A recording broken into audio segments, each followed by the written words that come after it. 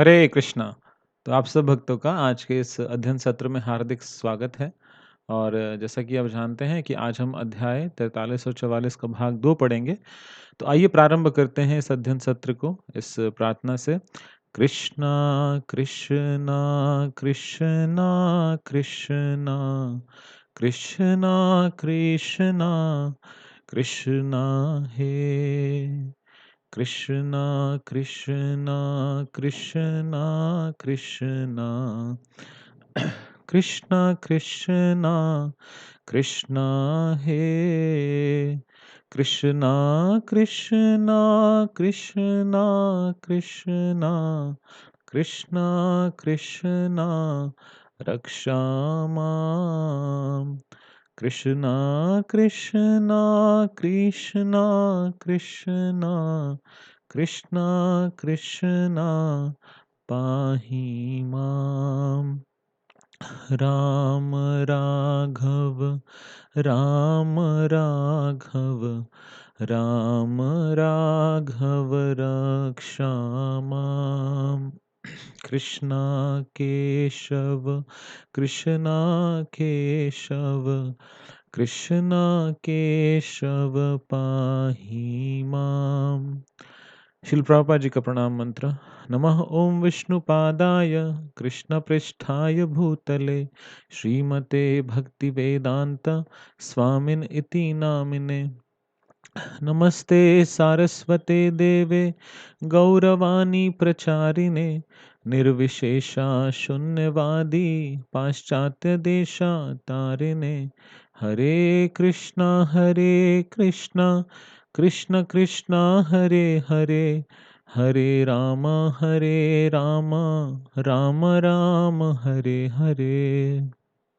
तो कल का जो डिस्कशन हमने किया था तो उसमें हमने कोयलापीड़ हाथी के बारे में चर्चा की थी कि कैसे भगवान ने उसका उद्धार किया और भगवान को वो जो जहाँ मल्ल युद्ध होना था वहाँ के प्रवेश द्वार में प्रवेश करने से रोक रहा था। तो भगवान ने उसको फिर पहले गिराया हाथी को और उसको ट्रिप करके वो गिर गया। बाद में भगवान ने उसकी सूंड पकड़कर उसे फिर नीचे गिराया और उसके बाद उसी के ही एक दांत को तोड़कर उसको उसका वध कर दिया, उसके महावत का भी और उस हाथी का भी। और फिर उन्हीं दोनों हाथी दांत को लेकर कृष्ण जी और बलराम जी दोनों उस मल्ल युद्ध के जो रेसलिंग मैच होने वाला था उसके अरीना में एंटर कर गए, वहाँ पे प्रवेश कर गए। तो फिर हमने ये पढ़ा था कि चाणूर और मुष्टिक ये दो जो योद्धा थे।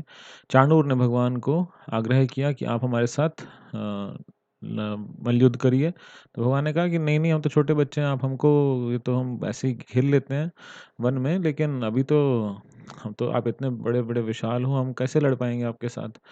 लेकिन उन्होंने कहा नहीं, हमें पता है आपने इतने बड़े हाथी कोल्हे पीड़ को मारा है, तो आप कोई साधारण व्यक्ति तो हो नहीं। तो फिर जब ये मल्लयुद्ध शुरू हुआ तो जितने भी लोग थे जो इस दृश्य को देख रहे थे, तो उन लोगों को लगा कि ये तो बिल्कुल अन्याय हो रहा है। दो छोटे-छोटे बालक जो 10 साल के हैं और ये पत्थर जैसे शरीर वाले इतने बड़े-बड़े योद्धा, इनके साथ क्या इनका मैच है? लेकिन तो वो ऐसा सोच रहे थे और फिर वो ये भी सोच रहे थे कि कैसे वृंदावन के जो लोग हैं वो कितने सौभाग्यशाली हैं और गोपियाँ कितनी सौभाग्यशाली हैं। तो हमने कल जहाँ पे अपना विराम दिया था वहीं से आगे पढ़ते हैं। विभिन्न प्रकार के भौतिक कार्य क्रियाकलापों में व्यस्त रहते हुए भी कोई किस प्रकार कृष्ण कृष्ण भावनामृत में डूबा रह सकता है, गोपियाँ इसका आदर्श उदाहरण प्रस्तुत करती हैं।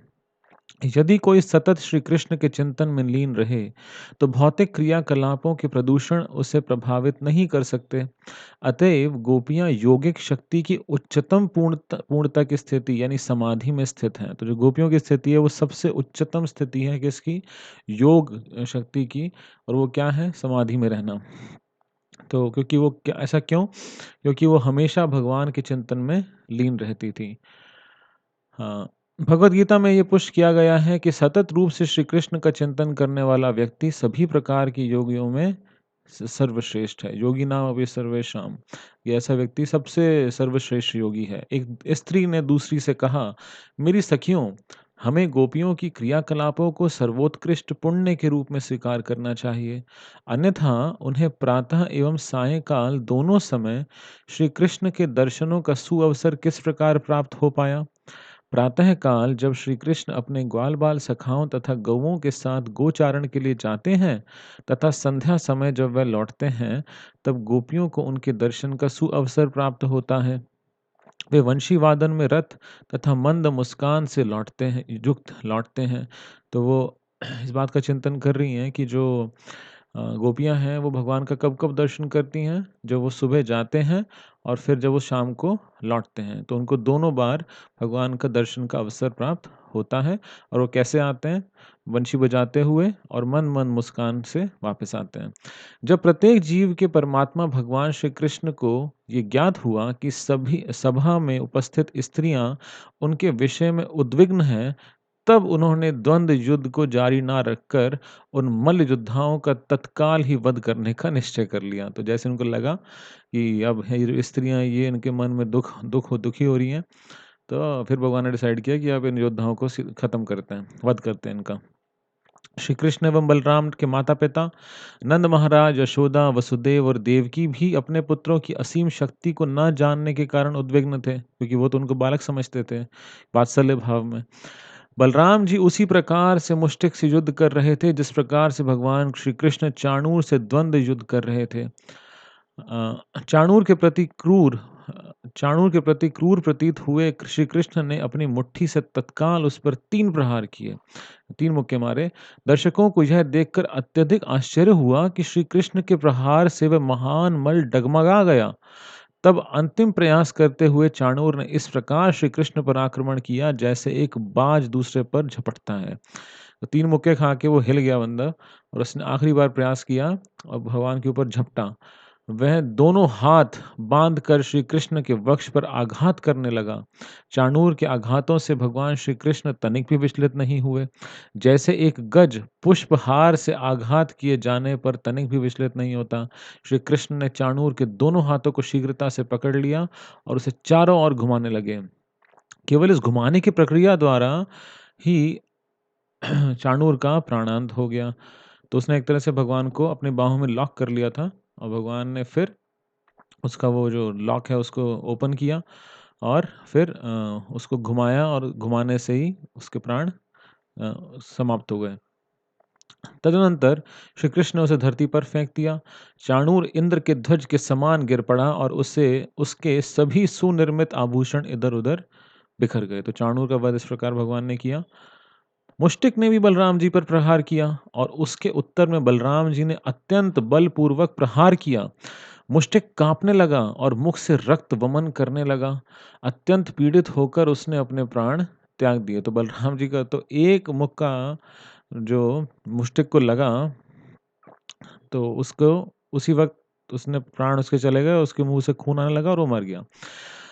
और जैसे आंधी में कोई वृक्ष गिर पड़ता है, उसी प्रकार वह गिर पड़ा। इन दोनों मल्लों के वध के उपरांत कूट नामक एक मल्ल आगे आया। तो इनकी पूरी पार्टी थी, पूरे सारे मल्ल योद्धा जो थे सारे के सारे।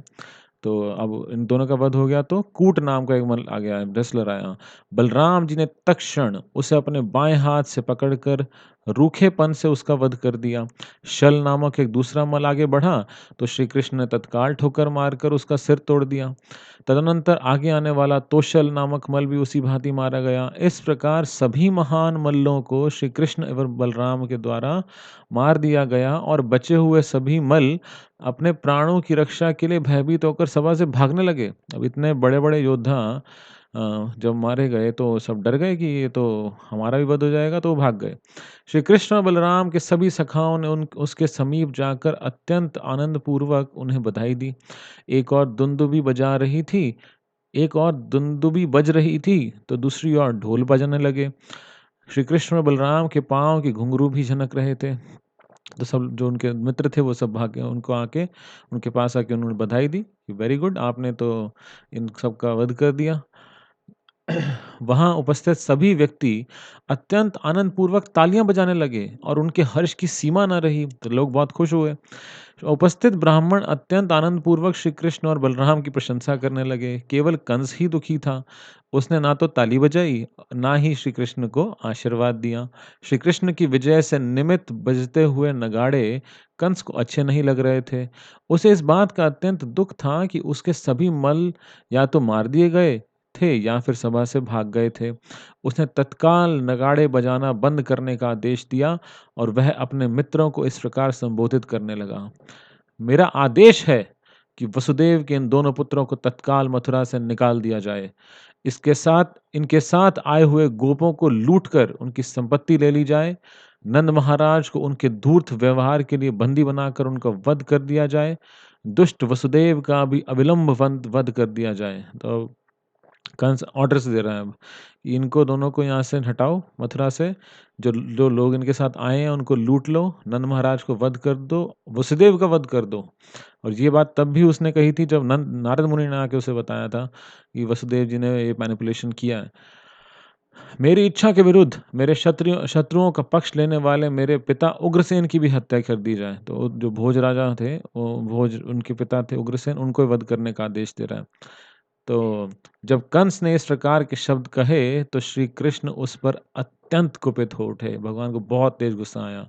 क्षण भर में ही वे कंस के ऊंचे मंच पर कूद पड़े। कंस श्री कृष्ण के आक्रमण आक्रमण के लिए तैयार था, क्योंकि उसे प्रारंभ से ही ज्ञात था कि श्री कृष्ण ही उसकी मृत्यु का कारण होंगे। उसने तत्काल अपनी तलवार म्यान से निकाल ली और तलवार ढाल लेकर श्री कृष्ण को चुनौती का उत्तर देने को तत्पर हो गया।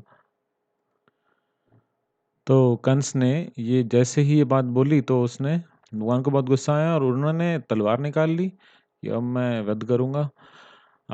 उसने तत्काल अपनी तलवार म्यान से निकाल ली और तलवार ढाल लेकर श्री कृष्ण को चुनौती का उत्तर देने के लिए तत्पर हो गया।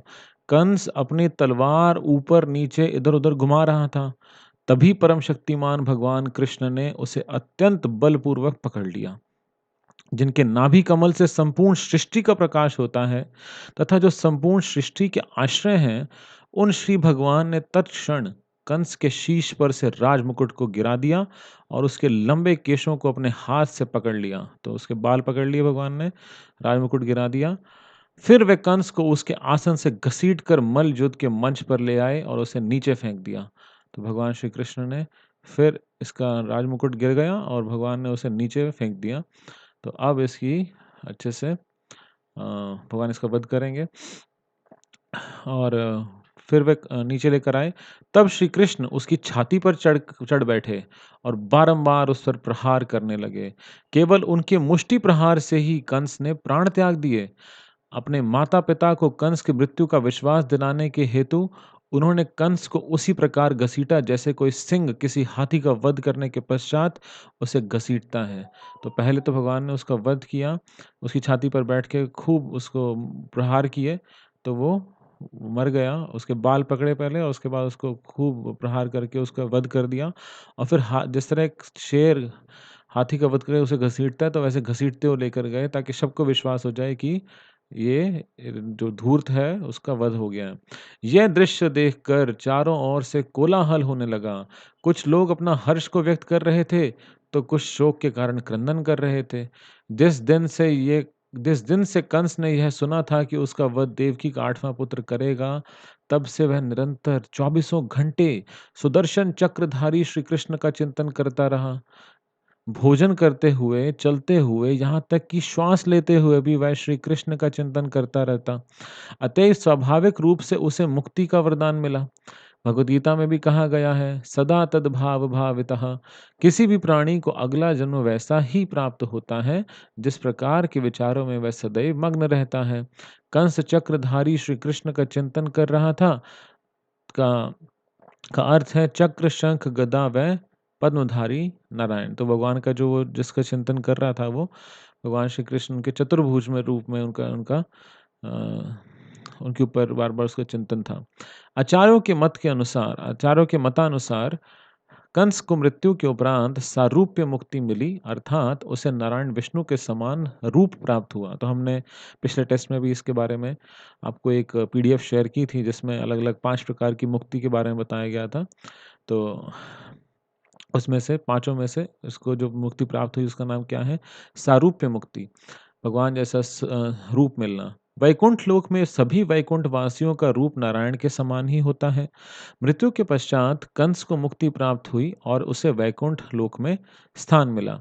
इस घटना से हम समझ सकते हैं कि श्री भगवान का शत्रु के रूप में चिंतन करने वाला व्यक्ति कभी मुक्ति प्राप्त करके वैकुंठ लोक में स्थान प्राप्त करता है, तो फिर शुद्ध भक्तों को तो क्या कहना ही क्या, जो सतत श्री कृष्ण के प्रति अनुकूल भाव से चिंतन करते हैं। तो जो व्यक्ति भगवान का शत्रु भाव में इतना चिंतन कर रहा था, उससे वैकुंठ में प्राप्त हुआ, तो इसका मतलब ये है कि अब जो अनुकूल भाव से भक्त चिंतन कर रहे होंगे, उनका क्या होगा? और हम देखते भी हैं कि ये जो वास्तविकता में कंस थे, ये कौन थे? तो ये जय विजय के ही एक मतलब उनका जो उनको शाप मिला था, उस कारण से आए थे। तो इनके 3 जन्म पूरे हो गए थे। सतयुग में हिरण्याक्ष और हिरण्यकशिपु, फिर त्रेता युग में भगवान श्री राम ने रावण का वध किया और कुंभकर्ण का, और उसके बाद इस जन्म में ये बने कंस और दंतावक्र। तो दंतावक्र की कथा हम आगे पढ़ेंगे। तो कंस जो थे, तो अब इनका जो तीसरा जन्म जब पूरा हो गया, तो अब ये वापस वैकुंठ चले गए।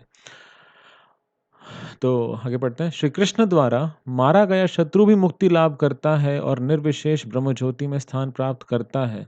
चूंकि श्री भगवान सर्वमंगलकारी हैं, अतएव शत्रु अथवा मित्र किसी भी रूप में उनका चिंतन करने वाला व्यक्ति मुक्ति प्राप्त करता है। तो बीच में एक बार एक शायद किसी किसी असुर के बारे में हम पढ़ रहे थे, तो भगवान ऐसा लिखा था कि कृष्णा बुक में कि उसे भगवान ने यमलोक भेज दिया। तो वास्तविकता में वो एक शैली है लिखने की, बट वास्तविकता में भगवान अगर किसी का भी वध करते हैं, तो उसका उद्धार ही होता है, उसका कभी पतन नहीं होता है। किंतु भक्त और शत्रु को एक ही प्रकार की मुक्ति नहीं प्राप्त होती। शत्रु को साधारणतया सायुज्य मुक्ति प्राप्त होती है और कभी-कभी उसे सारूप्य मुक्ति प्राप्त होती है।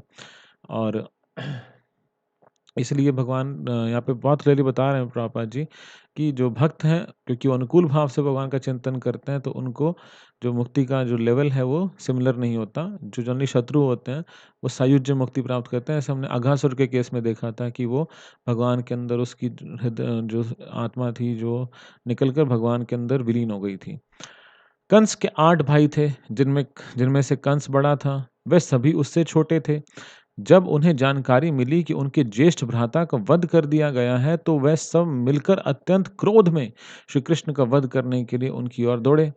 कंस तथा उसके सभी भाई श्री कृष्ण के मामा थे। वे सभी श्री कृष्ण की माता देवकी के भाई थे। जब श्री कृष्ण ने कंस का वध किया था, तो वह मामा का वध था। यह कार्य वैदिक आदेश के विपरीत था। यद्यपि श्री कृष्ण सभी वैदिक आदेशों से स्वतंत्र हैं, तो वहाँ पे कोई आदेश लागू नहीं होते, बट तथापि वे वैदिक आदेशों का उल्लंघन केवल अनिवार्य स्थितियों में ही करते हैं। कंस का वध श्री कृष्ण के अतिरिक्त और कोई नहीं कर सकता था, अतएव श्री कृष्ण को ही उसका वध करना पड़ा। तो भले वो मामा जी थे, लेकिन भगवान के अलावा कोई वध कर भी तो नहीं सकता था, तो भगवान ने उसका वध किया। किंतु जहाँ तक कंस के 8 भाइयों का संबंध था, उनके वध का कार्य बलराम जी ने अपने ऊपर ले लिया। तो बलराम जी ने जो 8 भाई आ रहे थे कंस के लड़ने के लिए, तो बलराम जी ने उनको सफाया कर दिया। बलराम की माता रोहिणी वसुदेव जी की पत्नी थी, किंतु वे कंस की बहन नहीं थी। तो देवकी तो कंस की बहन थी, तो अल्टीमेटली कंस मामा हुए और ये बाकी 8 भाई मामा हुए। लेकिन बलराम जी की जो मदर थी वो रोहिणी थी, और वो कंस उनकी बहन नहीं थी, तो मामा जी वो नहीं हुए। अतएव बलराम ने कंस के 8 भाइयों के वध का कार्य संभाला। उन्होंने तत्काल ही एक अस्त्र उठाया, संभवतः ऐसा क्या हो सकता है, कोवल्यापीड़ हाथी का दांत जो उनके पास था, हाथ में वो लेके आए थे, और उन 8 भाइयों को एक के बाद एक इस प्रकार वध कर दिया, जैसे एक सिंह मृगों के झुंड का वध करता है। इस प्रकार श्री कृष्ण और बलराम ने इस कथन की पुष्टि कर दी कि श्री भगवान साधुओं की रक्षा और देवद्रोही तथा दुष्ट असुरों के नाश के लिए प्रकट होते हैं। श्री कृष्ण और बलराम का अभिनंदन करते हुए स्वर्गलोक से देवता पुष्प वृष्टि करने लगे। सभी देवगण एकत्र होकर कंस कंस की मृत्यु पर अपने हर्ष का प्रदर्शन करने लगे। उन देवताओं में ब्रह्मा तथा शिव आदि अत्यंत शक्तिशाली विभूतियां भी सम्मिलित थीं। स्वर्गलोक में दुंदुभी बजने लगी तथा वहां से पुष्प वर्षा होने लगी। देवांगनाएं आनंद मग्न होकर नृत्य करने लगी। तो सब जो स्वर्ग के निवासी थी वो भी बहुत खुश हुए कि भगवान ने इतने बड़े असुर का वध किया। कंस तथा उसके आठों भाइयों की पत्नियां अपने पतियों की अचानक मृत्यु से विषादग्रस्त हो गईं। अब कंस के अ, उनकी जो कंस के भाइयों की वध हो गया, कंस का भी वध हो गया, तो उनकी जो वाइफ्स थीं, जो पत्नियाँ थीं, वो बहुत दुखी हुईं और अश्रुधारा बहाते हुए वे अपना सिर पीटने लगीं। कुश्ती के मंच पर रखे अपने पतियों के शरीरों का आलिंगन करते हुए वे उच्च स्वर में विलाप करने लगीं, बहुत ज़ोर-ज़ोर से रोने लगीं। कंस तथा उसके आठों भाइयों की पत्नियां मृत शरीरों को संबोधित करते हुए इस प्रकार विलाप करने लगी। हे स्वामी, आप अत्यंत दयालु तथा अपने आश्रितों की रक्षा करने वाले हैं। आपकी मृत्यु के उपरांत आपके घर व संतान सहित हम भी मृत हैं। अब हम सौभाग्यवती नहीं रही। धनुर्यज्ञ आदि जो भी मांगलिक कार्य संपादित होने वाले थे, वे आपकी मृत्यु के कारण बिगड़ गए हैं। हे नाथ, आपने निरपराध प्राणियों को कष्ट दिया था, इसी कारण आपका वध हुआ। यह तो अनिवार्य ही था, क्योंकि निरपराध व्यक्ति को कष्ट देने वाला प्रकृति के नियमानुसार अवश्य ही दंड का भागी होता है। तो बहुत क्लियर स्टेटमेंट बोल रही हैं वो क्या कि अगर किसी व्यक्ति ने को इनोसेंट व्यक्ति, निरपराध व्यक्ति को अगर कोई कष्ट देता है, तो प्रकृति के नियम उसको बहुत दंड देते हैं। हमें ज्ञात है कि श्री कृष्ण भगवान हैं, वे परम स्वामी, वे परम भोक्ता हैं। अतएव जो उनकी सत्ता का तिरस्कार करता है, वह कभी सुखी नहीं रह सकता। देखिए कंस की पत्नियाँ, वो भी कितनी ज्ञान है उनको और कंस की जो भाइयों की पत्नी है, उनको भी पता है कि देखो ये परम भगवान है और उनको तिरस्कार नहीं करना चाहिए, उनकी सत्ता को। और अंततः आप ही के समान मृत्यु को प्राप्त करता है। तो ये सब कौन हुई? भगवान श्री कृष्ण की मामियाँ हुईं। तो श्री कृष्ण अपनी मामियों के प्रति दयालु एवं स्नेही थे। अतएव जहाँ तक संभव हुआ वे उन्हें सांत्वना देने लगे। तब मृत्यु के बाद की सभी शास्त्रोक्त विधियाँ श्री कृष्ण ने अपने व्यक्तिगत निर्देशन में संपादित कराई। तो जो भी क्योंकि उनके मामा जी थे, तो उन्होंने सब कुछ जो भी था, वो मृत्यु के बाद जो भी संस्कार था, वो भगवान ने अपने निर्देशन में कराया। क्योंकि वे इन सब मृत राजकुमारों के भांजे थे, तो उन सबके भांजे थे, तो उन्होंने प्रॉपर वो सब जो अंतिम संस्कार है वो कराया। यह कार्य समाप्त करके श्री कृष्ण एवं बलराम ने कंस द्वारा बंदी बनाए गए अपने माता-पिता वसुदेव और देवकी को तत्काल मुक्त कर दिया। श्री कृष्ण एवं बलराम ने अपने माता-पिता के चरणों में दंडवत प्रणाम किया और उनकी वंदना की। वसुदेव और देवकी ने इतने कष्ट सहे थे क्योंकि श्री कृष्ण उनके पुत्र थे। श्री कृष्ण के कारण ही कंस उन्हें सदैव कष्ट देता था। वसुदेव और देवकी को ज्ञात था कि श्री कृष्ण भगवान हैं। अतः यद्यपि श्री कृष्ण ने उनके चरण स्पर्श किए और उनको नमन व प्रणाम किया, तथापि उन्होंने श्री कृष्ण का आलिंगन नहीं किया, अपितु श्री भगवान के वचन सुनने के लिए वे खड़े हो गए। तो ये जो एक ऑ एंड रेवरेंस का भाव है, यानी कि एक बहुत रिस्पेक्ट वाला भाव है। हम देखते हैं कि जो वैकुंठ के भक्त हैं, वो ऐश्वर्य भाव में भगवान की सेवा करते हैं और जो गोकुल या वृंदावन के भक्त हैं, वो भगवान को उनके उसके अंदर माधुर्य ज़्यादा है, उसके अंदर ये वाला वात्सल्य भाव और ऐश्वर्य से ढकता नहीं है। तो यहीं पे बता रहे हैं कि उन्होंने भगवान ने उनके चरण कमल स्पर्श किए, लेकिन उनको पता है कि ये शिव भगवान है, तो उन्होंने उनको आलिंगन नहीं किया। अतः यद्यपि श्री कृष्ण ने उनके पुत्र के रूप में जन्म लिया था, फिर भी वसुदेव और देवकी कृष्ण के वास्तविक पद को कभी नहीं भूले और उन्हें सदैव ही श्री कृष्ण के परम उत्कृष्ट स्थान का ध्यान रहता था। तो उनको हमेशा याद रहता था कि ये भले हमारे पुत्र हैं, ऐसा प्रतीत हो रहा है, लेकिन ये परम भगवान है। लेकिन माता यशोदा और नंद महाराज को कभी भी नहीं लगता था कि ये भगवान हो सकता है। तो वो कभी इस बात को, क्योंकि योग माया हमेशा उनकी इस दृष्टि को कवर करके रखती थी।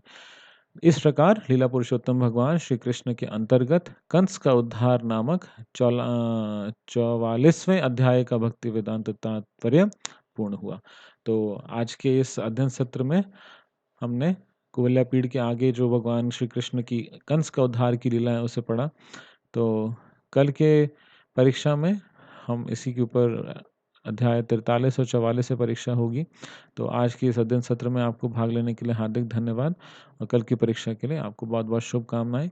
श्रील प्रभुपाद की जय, अनंत कोटि वैष्णव वृंद की जय, निताई गौर प्रेमानंदे, हरि हरि बोल।